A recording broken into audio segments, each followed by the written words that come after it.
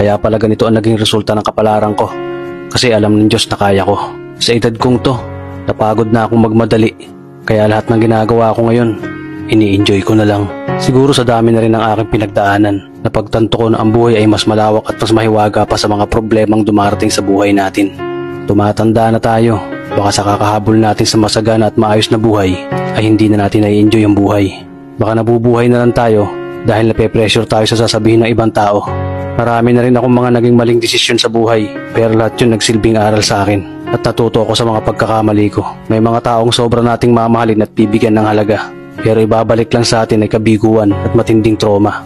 Kaya wag nating lilingunin ng mga taong tulad nila dahil mas payapa kapag hindi ka na interesadong malaman pa kung ano pang balita sa kanila. At wag mong idepende ang sarili mo sa kahit kanino.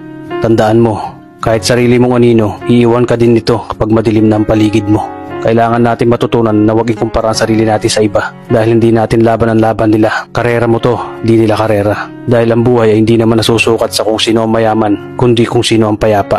Kaya galingan mo lang palagi tol dahil napakaraming tao mapanghusga, hihilahin ka pababa at lagi mo tong tatandaan.